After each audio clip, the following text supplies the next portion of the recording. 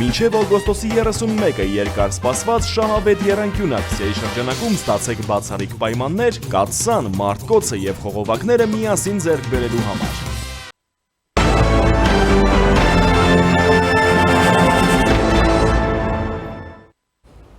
Դուք դիտում եք առաջին լրատվականը, բարև ձեզ, ես Յանուշ Պապյանն եմ։ Հայաստանը նոր քաղաքական ու անվտանգային շրջափուլ է մտնում միաժամանակ մի քանի ուղղությամբ։ Վաշինգտոնյան պայմանավորվածությունները տեղափոխվում են իրականացման փուլ։ Թրիփը շուտով պետք է մտնի խորհրդարան։ Ադրբեջանը խոսում է Հայաստանի տարածքով էլեկտրահաղորդման ենթակառուցվածքների մասին, իսկ Երևանը արդեն նաև Ադրբեջանի հետ առևտրի հնարավորությամբ։ Ընդդիմության ներսում անգամ փոխվում է բառապաշարը, ուժեղ Հայաստանը Թրիփն արդեն անվանում է ոչ թե միջանցք, այլ Հայաստանի ինքնիշխան տարածքով անցնող ճանապարհ։ Այս վերադասավորման պահին փոփոխություն է տեղի ունենում նաև Հայաստանի անվտանգության կառավարման առանցքային ինստիտուտում, անվտանգության խորհրդում։ Ազգային ժողովի նախկին նախագահ Ալեն Սիմոնյանը նշանակվել է անվտանգության խորհրդի քարտուղար։ Արմեն Գրիգորյանի հեռանալուց հետո գլխավոր հարցը միայն այն չէ, թե ով է զբաղեցնում նրա տեղը, այլ ինչպիսի անվտանգության խորհուրդ է Հայաստանին անհրաժեշտ նոր իրավիճակում, հատկապես երբ Ռուսաստանի հետ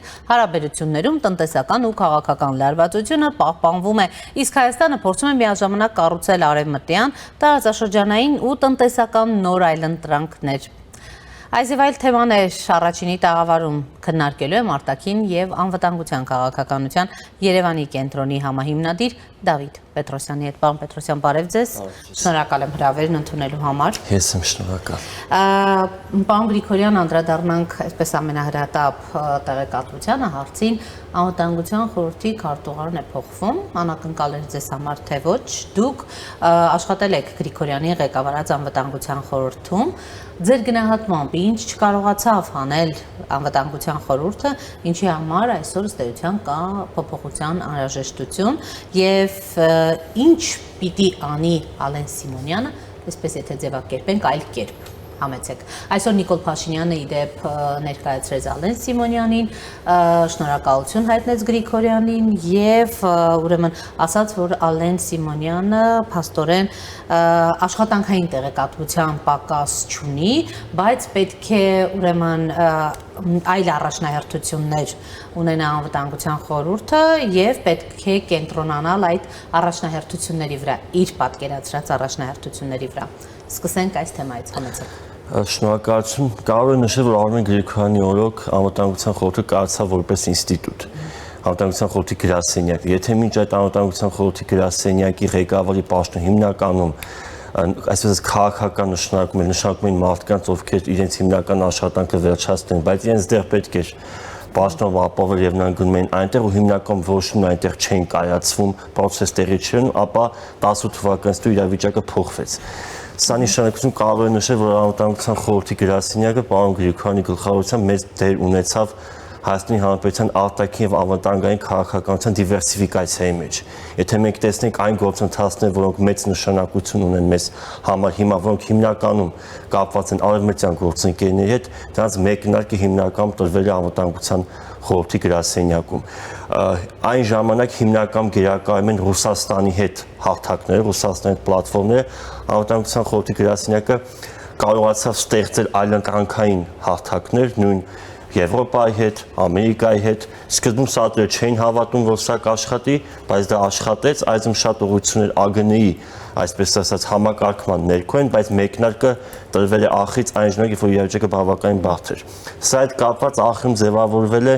մեծ թե ինստիտուցիոնալ հիշողություն այս գործընթացների հետ կապված, թե աշխատանքային մշակույթ, թե կադրային բազա։ Ու հիմա շատ հետաքրքիր է, թե ինչ տեղի կունենա այդ աշխատանքային մշակույթի եւ կադրային բազայի հետ, որտեղ սկսած ամենափոքր հանդիպումների վերաբերյալ արձանագրումներ անել, վերլուծություններ մշակել, սցենարներ առաջարկել, հայցակարգային ռեֆորմներ առաջարկել, սա կոնկրետ աշխատանքային մշակույթի հետ է կապված, որը ցավոք մեզ մոտ մինչ այդ բացակայում էր, դա մենք հիշենք, որ ասում էին 2018 թվականին նոր իշխանությունը եկել են եւ որոշ գերատեսչություններում չեն գտնում որևէ փաստաթուղթ նախկին աշխատանքների հետ կապված։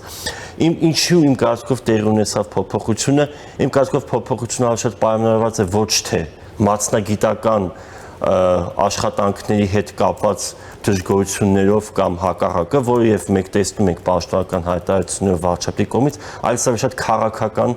փոփոխություն է ուստեղ մենք խնդիր ենք ունենալու իմ կարծիքով որ արտաքին քաղաքականությունը չպայմանավորվի ներքաղաքական գործընթացներով մենք պետք է այնպես խնդիր կարող առաջանա որ արտաքին քաղաքականության որոշումների վերաբերյալ իշխանության ներսում Հայաստանի Հանրապետության ներսում քչանա քննադատական մոտեցումը այլընտրանքային մոտեցումների առաջարկությունները եթե մինչ այդ արտաքին քաղաքականության հետ կապված որոշումներ այսպես քննարկումներ տեղի ունեն վարչապետի աշխատակազմում, ԱԳՆ-ում եւ ԱԽ-ում, այժմ կարող է խնդիր առաջանալ, որ որոշումների կայացումը ավելի միակենտրոն դառնա։ Ու սա հենց այն քաղաքական, ներքաղաքական ռիսկն է, իմ կարծիքով որ Ալեն Սիմոնյանի նշանակումը կարող է առաջացնել այսինքն որոշումների ավելի միակենտրոնականություն, որը կարող է հանգեցնել ռիսկերի ոչ բավարար գնահատմանը։ Այսինքն միակենտրոն որոշում, այսպես քննադատական մոտեցում չի լինի, բոլորը հաշտ ու համերաշխ կլինեն, ենթադրենք։ Ցանկացած օրակարգի, որը կառաջարկի վարչապետը։ Հիմնական հարցը, որի արդյունքում եղավ այս նշանակումը եւ հիմնական ռիսկը, որ մենք ունենք, դա հենց արտաքին քաղաքականության վերաբերյալ կառավարության ներսում ոչ բավարար այլընտրանքային մոտեցումների առաջարկումն է լինելու եւ որոշումները ավելի միակողմանի են կայացվելու վտանգավորություն կա որ այլընտրանքները բավարար չափով չեն դիտարկվի հետաբար նաեւ ռիսկերի վերաբերյալ բավարար ընկալում չի լինի ու իմ կարծիքով հենց փոփոխությունն էլ այդպես է տեղի ունենում եթե մենք տեսնենք անվտանգության խորհրդի գրասենյակը հիմնականում զբաղված էր արտաքին քաղաքականությամբ ռազմավարությունների մշակումով ու չէր խառնում այսպես ներքաղաքական բանավեճերին որոնք հիմնականում ներքաղաքական բնույթի էին Տեսեք, դուք նշում եք այդ ռազմավարական կենտրոն լինելու կարևորությունը անվտանգության խորհրդի, բայց հետաքրքիր է ուրեմն որքանով այդ սպառնալիքները, անվտանգային սպառնալիքները, երկարաժամկետ անվտանգային քաղաքականության մշակումը, համակարգումը պաշտպանության նախարարության ԱԱԾ-ի արտաքին քաղաքական ու մյուս ուժային կառույցների հետ աշխատանքում հաջողեց։ Համաձայնում շատ կարևոր դիտարկում է պետք է նշենք որ այդ process-ը որպեսզի անվտանգության խորհրդի գրասենյակը կարողանա ռազմավարական մակարդակով դիտարկել բոլոր ձեր կողմից նշված կառույցները բավականին առաջընթաց եղավ, եթե համեմատենք 2018 թվականից առաջ իրավիճակի հետ, բայց միգուցե այն մակարդակի չէր, որ մենք ցանկանայինք տեսնել։ Սակայն սա իրական ոչ միայն պայմանավորված էր անվտանգության խորհրդի գրասենյակի իմ կարծիքով իր գործառույթները ոչ բավարար մակարդակով այսպես իրականացնելու հետ, այլ այն լիազորությունների շրջանակով, որը տրվում էր նրան վարչապետի աշխատակազմի կողմից, քանի որ անվտանգության խորհրդի գրասենյակը վարչապետի աշխատակազմի մաս է եւ այլ գերատեսչությունների հետ աշխատանքը, մասնավորապես պաշտպանության նախարարություն, ազգային անվտանգության ծառայություն, այդ սահմանները հիմնականում նաեւ ուրվագծվել են վարչապետի աշխատակազմի, մասնավորապես վարչապետի կողմից ու սա շատ կարևոր հարց է, որ իմ կարծիքով պետք է շարունակել հասցեագրել։ Տեսեք, ի վերջո ինչ էր իշխանության երեկվա մինչ այսօրվա վարչապետի պարզաբանումները կամ առաջնահերթությունների ուրեմն նշումը ինչ էին ասում օրինակ Կարմեն Խաչատրյանը դրագրողների զրույցում ասում էր որ անակնկալ չէր բայց կուսակցության վարչությունում այդ հարցը չի քննարկվել ինչ է ստացվում պարոն Պետրոսյան մեզ մոտ գործ ունենք միանձնյա որոշումների կայացման հետ Այս հարցի մոտ մի միտք էլ առաջացեց, որ կցանկամ անպայման նշել, կարող է նաև ընդգծել, որ Գրիգորյան Արոնը նաև հեղափոխական թիմի անդամ էր 18 թվականին։ Մենք տեսնում ենք, որ հեղափոխական թիմը կամաց, այսպես ասած, դուրս է գալիս կառավարումից եւ ավելի շատ կուսակցության ԿՊ կորիզի մաս հանդիսացող մարդիկ շարունակում են մնալ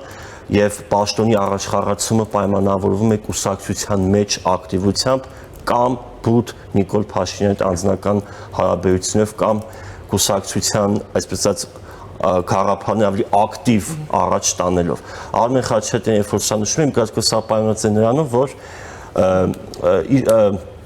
իրենք ներսում իմացել են որոշակի միգուցե հակասությունների կամ տարբեր հարցերի վերաբերյալ այլ մոտեցումների հետ կապված, եթե հիշենք նոյեմբերի 9-ից հետո մի պահ Գրիգորյան Արոնը նշանակվեց արտաքին գործերի նախարարի ժամանակավոր պաշտոնակատար, խոսակցություններ, որ Արարատ Միրզոյանը կլինի անվտանգության խորհրդի գրասենյակի ղեկավար, հետո սա փոխվեց, այնտեղ այլ քննարկումներ են եղել։ Իսկ ինչ որ վարչություն չի քննարկվում, կասկած այս հարցը վարչություն միգուցե չի քննարկվել, քանի որ միգուցե վարչություն ոչ բոլոր հարցերն են քննարկվում, հատկապես անվտանգային նշանակության ու նաև սա իմ կարծիքով նաև պայմանավորված է անձերի դերակատարում, քանի որ Գրիգորյան Արմենը 18-ից բոլոր process-ների մեջ ներգրավված է եղել, բավական ինֆորմացիա ունի։ Թիմի անդամ է, ոչ կուսակցական, այո։ Թիմի անդամ եղել ու իսկ վարչությունում այժմ կան իմ կարծիքով մարդիկ, ովքեր ոչ բավարար տեղեկացվածություն ունեն ընդհանրապես այս բոլոր process-ների մասին եւ ի նպատակալմա չեն գտել ընդհանրապես այս հարցը քննարկել, որովհետեւ քննարկվում է այն ժամանակ, երբ որ առաջարկվող կարծիքը կարող է որոշման վրա ազդել, բայց այստեղ իմ կարծիքով որոշումը ավելի նեղ շրջանակում է կայացվել, քան վարչությունում։ Տեսեք, վստահաբար հետևում եք նաև նոր ձևավորված խորհրդարանի աշխատանքին, պարոն Պետրոսյան, ընդհանրապես ինչ տպավորություն ունեք քաղաքական, ինչպիսի ուրեմն համակարգ եք տեսնում եւ հատկապես ինչ է կատարվում ընդդիմության հետ։ Ես ուզում եմ անդրադառնանք նաև ուժեղ Հայաստան խմբակցության ղեկավարի այն դիտարկումների հետ, որը ասում է սա միջանցք չէ, ճանապարհը եւ կարծեք խոսույթի փոփոխություն կա։ Ուրեմն ինչ է կատարվում եւ որքանով ուրեմն կարող է արկա խորհրդարանը իր այսպես եւ գործիքակազմով եւ ուրեմն այս կադրերով падգամավորական ընդհանրապես ուրեմն որակ ապահովել, հա, որն է այս խորհրդարանի այդ ՕԳԳ-ն ձեր գնահատմամբ, թե որևէ ՕԳԳ պետք էլ չի ակնկալել, որովհետև շատերի գնահատմամբ գուցե մի քանի դեմքերի տարբերությամբ այս խորհրդարանը նախորդից տարբերվում ընդամենը։ Շնորհակալություն։ Իմ կարծիքով մենք այժմ տեսնում ենք ինչպես նախընտրական խոսույթը ավելի դառնում է նորմալ քաղաքական խոսույթ։ Ուժերը ընտրություններից առաջ երկու կողմներ մի քիչ ծայրությունների մեջ են գնում, մասնապես ընդդիմությունը իշխանության հետ կապված ամեն ինչում մեղադրում է, որ դա թուրքական նախագծեր են, ադրբեջանական նախագծեր են, ամեն ինչ Հայաստանի շահերին դեմ է, այժմ փորձում են գալ ավելի հավասարակշռված, ավելի նորմալ դիրքերի վրա, իշխանությունները թույլատնում են այսպես ասած հակառուսական խոսույթ, օրինակ կոնցեսիայի հետ կապված մենք տեսանք, որ վարչապետը նշեց, որ ավելի բարեկամական լուծում են փորձում գտնել։ Նարեկ Կարապետյանը նաև շատ հետաքրքիր արձանագրում արեց, նշեց մենք այնպիսի խոսույթ ենք օգտագործում, երբ որ մենք գանք իշխանություն, շատ չտարբերվի, այսպես ասած։ Իմ կարծիքով միգուցե կարճաժամկետ հեռանկարում ընդդիմությունը կքննադատեն ոչ բավարար կտրուկ լինելու մեջ, նաև երեք Էդգար Ղազարյանի դեպքի հետ կապված մենք տեսանք, որ ավելի մի քիչ կտրուկ տրամադրված ընդդիմություն նշում էր, որ այս ընդդիմությունը չափավոր է, վախկոտ է, թույլ է, բայց իրենք իմ կարծիքով հասկանում են, որ 5 տարի նախորդ խմբակցությունները այդ խոսույթը օգտագործելով շատ բանի չեն հասել, իրենք մտածում են, որ հասարակության մոտ ավելի լավ ընկալում ստանալու համար իրենք պետք է բացահայտ, այսպես ասած, պարզ ճշմարտությունների հետ կապված սխալ գնահատականներ չտան։ Կոնկրետ թրիփի մասով, կոնկրետ թրիփի մասով, այո։ Ու այո, թրիփի մասով պնդել, որ դա միջանցքը չգիտեմ, ժողովուրդ հատնի թե մենք փողոցում մարդկանց հասնենք, ովքեր շատ չեն հետաքրքրվում քաղաքականությամբ, ուղղակի լսում են, իրանք կասեն, որ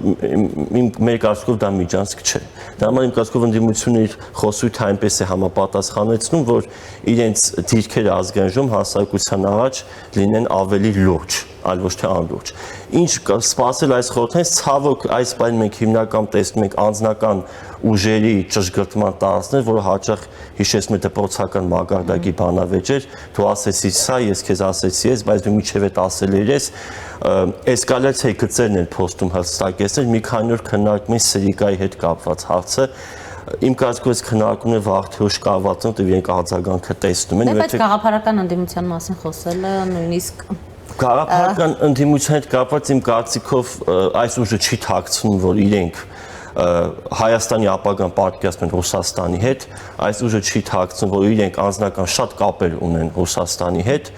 ու ոչ թե այստեղ խնդիրը գաղափարն է, այլ Սամվել Կարապետյանը ձևավորել է ուժ, այդ մարդիկ այնտեղ են պաշտպանելու Սամվել Կարապետյանի քաղաքական, միգուցե նաև գործարար դիրքերը։ Իմ տպավորությունն այսպեսին է եւ չեմ կարծում, որ դա կփոխվի, որտեվ այն ուժը, որը նրանց տալել է այնտեղ, դա Սամվել Կարապետյանի կապիտալն է, հետո այս խոսակցությունը ոչ թե գաղափարների շուրջ են գնում, այլ այդ կապիտալի պահպանության եւ այդ տնտեսական կապիտալ, քաղաքական կապիտալ վերածելու նպատակի համար։ Տեսեք, երեք էլ գիտեք արտաքին հարցերի մշտական հանձնաժողովի ուրեմն տեխնատուին էին հարցեր ուղում, նաև պարզ դարձավ, որ Թրիփը խորհրդարան կմտնի առաջիկայում։ Մտնելուց հետո ինչ պետք է պահանջի ազգային ժողովը կառավարությունից, որպեսզի այս հարցը մեծաշխով դուրս գա այսպես կարգախոսների դաշտից։ Թրիփի հետ կապված մենք հիմա տեսնենք, որ մենք ունենք պրակտիկ խնդիր, դա ռուսական կոնցեսիայի հարցն է։ Միջ այժմ եթե նշվում է, որ Հայաստանը դիտարկում է տարբերակ կոնցեսիան խզելու, երկբացը մակարդակով հայտարարվեց, որ Հայաստանը փորձ է բարեկամական լուծում գտնել, այս շատ լավ կլիներ, որ ազգային ժողովում քննարկվել այդ այլընտրանքները, որ վարչապետը նշում է, որ էքսպերտների կողմից առաջարկվում է։ Թրիփը մի բան է, որ մենք ստորագրել ենք, Թրիփը Հայաստանի համար անվտանգային երաշխիք է դարձել, Հայաստանի համար զսպման մեխանիզմ է դարձել եւ մեզ համար կարեւոր է, որ այն մնա։ Հետևաբար պետք է հասկանանք ինչպես կարող ենք, որ այս process-ը շարունակվի ու հենց ազգային ժողովը պետք է լինի այն հատվածը, որը հետամուտ կլինի, որպեսզի կառավարությունը պատշաճ իրականացնի իր գործառույթները եւ Թրիփը տանի այն ուղղությամբ, որը համապատասխանում է Հայաստանի շահերին։ Ցավոք ազգային ժողովի իմ կարծիքով մենք այս քննարկումը չենք տեսնում, որովհետեւ ընդդիմադիր ուժերի իմ կարծիքով ավելի շահագրգռված է, որ Թրիփը չստացվի, իշխանության ուժի պատգամավորներն էլ չեմ կարծիքում, որ քննադատելու են իրենց իսկ կառավարությանը, հետևաբար մենք կարևոր խոսակցություններ ազգային ժողովում չենք ունենա։ Տեսեք, երեկվա հենց այդ բարեկամական մոտեցման մասով էլ ռուսական կողմից արձագանքում են, թե դա բարեկամական մանրուք չէ, այլ բացարձակ անխիղճ ոտնձգություն Փաշինյանի կողմից, որքան էլ հայկական կողմը փորձում է փաստորեն այս հարցում գնալ ուրեմն լուծման առանց սրելու իրավիճակը, մենք տեսնում ենք, որ չկա ուրեմն ռուսական կողմից նման պատրաստակամություն հարցը լուծելու։ Այս դեպքում պարոն Պետրոսյան, որ տարբերակն է մնում այսպես ամենառացիոնալն ու իրատեսականը, որովհետև արբիտրաժային դատարանի մասի հետ վարչապետը նախկինում խոսում, բայց հասկանալի է, որ դա շատ երկար ժամանակ կխլի, ընդհանրապես ելքն է շատ անորոշ, ուրեմն հիմա մի մասի վաճառք, բոլոր տարբերակների համադրումից որն է ամենառացիոնալը, որ կարող է իսկապես իրականություն դառնալ։ Այն թիվը, որ Ռուսաստանը նշում է $400 միլիոն 2008 թվականից սկսած։ Սա այդ կապված իմ կարծիքով մենք շատ քիչ տեղեկատվություն ունենք, որ Ռուսաստանն ասում է, որ եթե կոնցեսիան խզվի, Հայաստանը մեզ պետք է վերադարձնի 2008 թվականից բոլոր ներդրումը $400 միլիոն։ Եթե խոսակցությունը հասել այս մակարդակին, մենք հիմա տեսնում ենք հետի հետ կապված ինչպիսի բացահայտումներ կան, չէ՞։ Ես արդեն կորցրել եմ այդ ամբողջ կապը, թե ամեն օր ինչքան բացահայտում է արվում, որքան չարաշահումի հետ կապված։ Բայց եթե օրինակ իշխանության ուժի ներկայացուցիչ չմտնել, չգնալ հետ, այդ բացահայտումները չէին արվի։ Ես վստահ եմ, որ այդպիսի շատ խնդիրներ կան կոնցեսիայի հետ կապված։ Շատ խնդիր։ Ես հիշում եմ, որ մոտ մի քանի օր առաջ Հայաստանը $60 միլիոն տվեց այդ երկաթուղուն իր աշխատանքները բարեխիղճ իրականացնելու համար, այսինքն բնականon կերպով շարունակելու համար, ինքնին Հայաստանը պետք է գնա այն ճանապարհով, որպեսզի մաքսիմալ մեր շահը ապահովի եւ Թրիփը շարունակվի երաշխից ախուրիկ, այլ ոչ թե Նախիձևանով գնա Թուրքիա, ու Հայաստանը պետք է պատրաստ լինի այս բոլոր սցենարներին, ու դա կախված է թե որքանով արևմտյան գործընկերները կօգնեն թե ֆինանսապես, թե էքսպերտային մակարդակով։ Պետք է իմ կարծիքով իշխանությունը նշի ինչ տարբերակներ կան, ու եթե $400 միլիոն տրամաբանությունը բերվել է, Հայաստանը պետք է խոսի, թե 2008-ից մենք ինչքան բան ենք կորցրել։ Ու սրա հետ կապված ես կնայվ կցանկանամ մի բան նշել, կանք համեմատություն իրական տանք, երբ որ Ադրբեջանի նախագահն խոսում է այդ էլեկտրաէներգիայի հետ կապված, չէ, որ ատոմակայանի հետ կապված խնդիրներ առաջացնում։ Հիմա Ռուսաստանը փորձում է այս տնտեսական լծակով Հայաստանը պահել իր ազդեցության տակ, սա մի լծակ է։ Մենք գիտենք, որ անվտանգության հետ կապված Թրիփից հետո, օգոստոսի 8-ից հետո, ԵՄ դիտորդների տեղակայմից հետո, Հայաստանի ռազմական գործընկերների դիվերսիֆիկացիայից հետո Ռուսաստանը որոշ առումով կորցրել է անվտանգային լծակը, որպես Հայաստան իր ազդեցության տակ պահելու։ Այժմ սրանք մենք տնտեսական գործիքակազմի հետ գործենք, որ Ռուսաստանը ամեն կերպ փորձում է պահել։ Երբ որ մենք նայում ենք Ադրբեջան, մենք տեսնում ենք, որ Ադրբեջանը տեսնում է, որ անվտանգային առումով այս բան Հայաստանին վախեցնելու, հարկադրելու շատ տարբերակներ չկան, ինքը կոնֆլիկտը իմ կարծիքով դեռ չի համարում ավարտված, կարծում եմ, որ միգուցե այն կարող է բացել ու երկարաժամկետ մասշտաբով է նայում ու այս էլեկտրաէներգիայի խոսակցություն ինչի համար է, որպեսզի ու ատոմակայանի փակման կամ որ ատոմական հետո Հայաստանում չլինի, որտեղ Ալիևի այս խոսույթը իմ կարծիքով պայմանավորված է ոչ միայն այս պայն կոնկրետ մեծամորի ատոմականի, այլ որ նաև հետագայում Հայաստանում ատոմական չլինի։ Իսկ սա ուժերի բալանսի մեջ մեծ դերակատարում ունի, քանի որ Հայաստանի տնտեսական պոտենցիալը կնվազի, իսկ տնտեսական պոտենցիալը ուղիղ ազդում է ռազմական պոտենցիալի վրա։ Հետևաբար իմ կարծիքով Ադրբեջանը փորձում է լծակներ ունենալ Հայաստանի տնտեսական իրական զարգացման ընթացքի վրա, ազդեցություն դրա մեջ ունենալ եւ փորձել Հայաստանի հետ հարաբերությունները ավելի կառավարելի։ Ոստեղ շատ կարևոր է, որպեսզի մենք տեսնենք այժմ մեր իշխանությունը թե ինչ կոնկրետ առաջարկություններ են ներկայացնում Հայաստանի էլեկտրական ինքնաբավությունը կամ ինքնիշխանությունը ապահովելու համար։ Ու լավ կլինի, որպեսզի ազգային ժողովում այդ տղայական խոսակցությունից անդին խոսակցություն գնա օրինակ հենց Հայաստանի էներգետիկ ինքնաբավության մասին։ Տեսեք, Ալիևի այդ պնդումները թե ատոմակայանի, թե Ադրբեջան-Նախիջևան տարածքով էլեկտրահաղորդման գծի մասին եւ պնդումները, որ ըստ էության ադրբեջանցի մասնագետները ուսումնասիրել են արդեն։ Ուրեմն մինչ թրիփի վավերացում արդյոք խորհրդարանը նաեւ չպետք է ամբողջական պատասխան փորձի ստանալ, թե այդ ամբողջական ուրեմն ենթակառուցվածքը ով է կառավարելու։ Միանշանակ պետք է ստանա, միանշանակ մենք պետք է ավելի շատ իրազեկված լինենք սրա մասին։ Ես նկատեցի նաև, որ վարչապետի կողմից արվեց հայտարարություն, որ ադրբեջանցի մասնագետներ են եկել Հայաստան, եւ մենք նաև նկատեցինք, որ ես վստահ եմ, որ միգուցե շատ պատգամավորներ չեն իմացել սրա մասին, որ ադրբեջանի մասնագետներ են եկել Հայաստան։ Մենք նկատեցինք նաև, որ որոշ էքսպերտներ չեն իմացել, որ ադրբեջանցի մասնագետներն եկել Հայաստան, որի մեջ վատ բան չկա։ Ստե հարցը իրազեկվածությունն է, քանի որ առանց իրազեկվածության բարդ է որ ինչ-որ վերլուծություն անել։ Ու այո, ազգային ժողովը պետք է այս բոլոր հարցերը քննարկի, հասարակությանը ավելի լավ տեղյակ պահի, նաև մասնագիտական շրջանակներ, որպեսզի մենք մեր վերլուծությունների մեջ ավելի կարողանանք այսպես ասած բավարար տեղեկատվության հիման վրա ինչ-որ պնդումներ անենք։ Ու ես վստահ եմ, որ դա միակ ոչ թե խնդրալուց, այլ միակ նորությունը չէ։ Այլ հարցեր այնտեղ նույնպես կան, որտեղ թրիփի համաձայնագրում միայն ճանապարհի մասին չէր խոսում, այլ տարբեր ենթակառուցվածքների եւ պարզ է, որ այս բոլոր ուղղությամբ ինչ-որ աշխատանք տարվում է։ Ոստեղ գիտեք, այս հարցը ինչի վրա ես ցանկամ շեշտադրում կատարել։ Այս թրիփը ցույց է տալու մեր պետական ապարատի արդյունավետությունը։ Ստեղ շատ խոսալու բան չկա, ազգային ժողովը մենք այո խոսալու հետ կապված եթե մրցույթ լինի, մենք հաստատ հետ չենք լինի, մենք շատ լավ այդ մշակույթը սերտել ենք, խոսել, բանավիճել, ստեղ պետք է աշխատել, ունենալ այլընտրանքներ, արագ որոշումներ կայացնել, գնալ առաջ։ Ադրբեջանը ինչ է ասում, ասում է մենք կարող ենք այդ ենթակառուցվածքները սարքել ու ոչ միայն Նախիջևան կտանենք, Հայաստանի կարիքներն է կարող ենք բավարարենք։ Մենք պետք է ավելի առաջ ընկնենք, ավելի նոր ծրագրեր առաջարկենք, շատ արագ դա անենք, ավելի որակով անենք, ավելի շուտ անենք, որպեսզի ասենք այս հարցով դանդաղկոտություն է որոշակի արդյունք։ Միանշանակ, ոչ միայն դանդաղկոտություն, ոչ միայն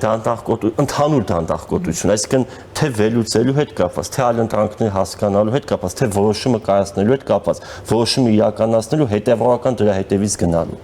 Մենք այս խնդիրը ունենք, ու սա պայմանավորված է մեր թե արդեն աշխատանքային մշակույթի, թե պետական բյուրոկրատիայի հետ։ Այս առումով, պարոն Պետրոսյան, կարևոր է, քանի որ նաև ռուսական գործոնից խոսք գնաց, հասկանալ ինչ է սպասում Հայաստան-Ռուսաստան հարաբերություններին, օրինակ առաջիկա ձմռանը մենք արդեն տեսնում ենք հայկական ապրանքների շուրջ խնդիրներ ու սահմանափակումներ, ուրեմն իսկ իշխանությունի չեղանում անընդհատ խոսում է հիմա այդ այլընտրանքների որոնումների մասին, նաև հաջորդ ճնշման գործիքը կարող է դառնալ գազը, արդեն իսկ խոսվում է գազի գնի հնարավոր բարձրացման մասին, ուրեմն ձեր գնահատմամբ 27 թվականին հնարավոր է գազի գնի բարձրացում իբրև նաև որպես լծակ ճնշում օգտագործել Հայաստանի վրա, թե ուրեմն դեռևս սրանք հայտարարություններ են ռուսական կողմից, ուրեմն որոշակի սպառնալիքների լեզվով, այսպես ասած Հայաստանից թափեցնելու եւ գործնական այդպիսի քայլերի չի գնա Ռուսաստանը։ ՀԱՏՄ-ի հետ կապված հանրաքվեի մասով մինչև դեկտեմբեր վերջնաժամկետը իմ կարծիքով ուղղակի վերջնաժամկետ չէ, դրանից հետո Ռուսաստանը պետք է փորձի այսպես այդ սանկցիաները խստացնել։ Մենք այժմ տեսենք որոշակի արտադրանքների արտահանման մասով սահմանափակումներ, որը իմ կարծիքով կներեք կառավարությունը կարողանում է կառավարելի շրջանակում երեք տեսանք, որ մոտ 5 միլիարդ դրամի օգնություն է տրվել արտահանողներին, այսինքն այն որպեսզի իրենց բնական աշխատանքը չտուժի, սրանք այն բաներ են, որը հələ որ իմ կարծիքով կառավարությունը կարող է պահել կառավարի շրջանակում, սա ռուսական կողմն էլ է հասկանում։ Տնտեսական այս խստացումների էսկալացիայի պարագայում, որը դեր կողմից նշված գազը կարող է լինել, փոխանցումները արժույթի Ռուսաստանից Հայաստան արտագնամեր աշխատողների հայրենակիցների կողմից, սրանք այն շրջանակն է էսկալացիայի խորացման, որը Ռուսաստան տիրապետում է եւ հայկական կողմը հաշվարկում է դեր գնահատմամբ այդ էներգետիկական ճնշումները ես չեմ կարող հաստատ ասել, բայց երբ որ ես նայում եմ այս կոնցեսիայի հետ կապված դերևս ինչ է տեղի ունենում, իմ կարծիքով մենք կարիք ունենք ավելի շատ այլընտրանքներ դիտարկելու այս կոնցեսիայի մասով մեր հռետորաբանության փոփոխությունը ստիպում է մեզ մտածել, որ ոչ բավարար կերպով ենք մենք պատրաստ սցենարների զարգացմանը։ Այդ իրավիճակային են ավելի շատ, կարծում եք, այսպես ասած, լուծումներ տրվում, եղավ խնդիրը փորձենք լուծել, բայց երկարաժամկետային չդիտարկել։ Եթե նայենք տակտիկական եւ ստրատեգիկ մակարդակի, եթե տակտիկականը մտածենք իրավիճակայինն է, ստրատեգիկ այդ ամբողջ երկարաժամկետը, մենք դրան մեջտեղում օպերատիվ մակարդակում ենք մի փոքր ավելի ցածր։ Տեսեք, ուրեմն ամեն դեպքում նաև Հայաստան-Ադրբեջան հարաբերություններն են այս փուլում կարևոր,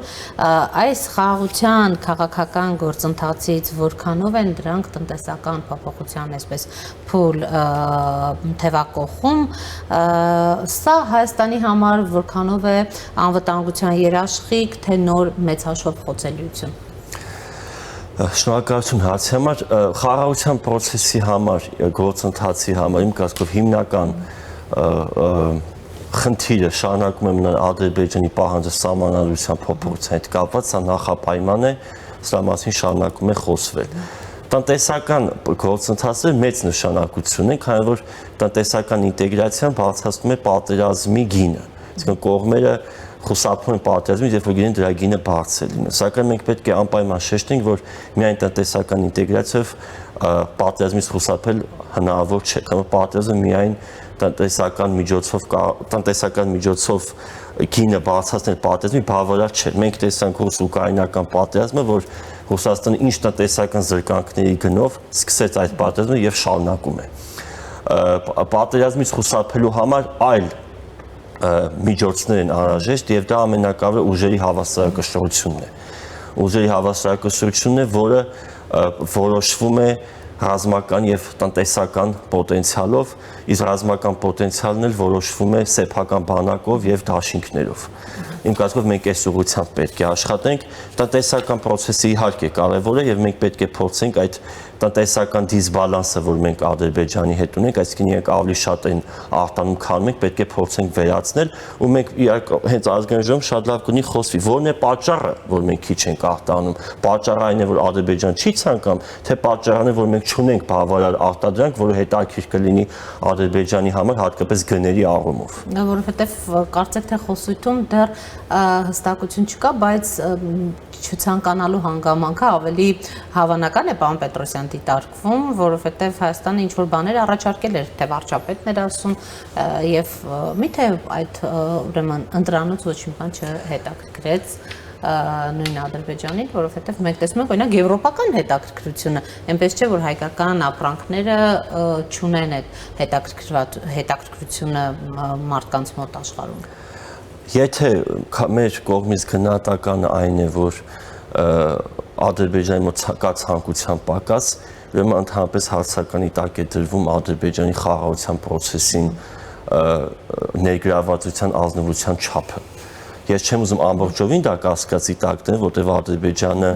իշխանությունների Իլհամ կարող են տարբեր շարժառիթներ ունենալ հայկական ապրանքներ, որ Ադրբեջանի շուկայում չլինեն, ընդհանուր միջև ներքաղաքական կամ քաղաքական իմիջի, որպես այդ հաղթողի կերպարը մի աստիճան վերևից բանակցողի կերպարը չտուժի, բայց ամեն դեպքում այս հարցի հետ կապված մենք պետք է փորձենք առաջ շարժվել, որպեսզի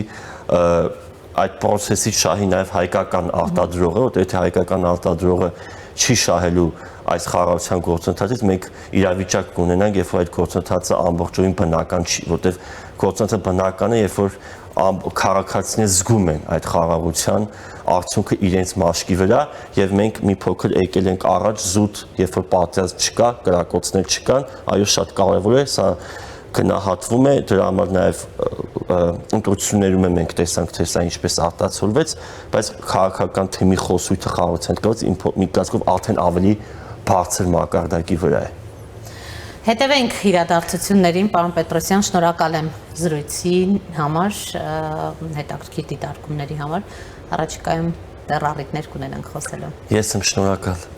Զրուցում է արտաքին ու անվտանգության քաղաքականության Երևանի կենտրոնի համահիմնադիր Դավիթ Պետրոսյանի հետ, կհանդիպենք։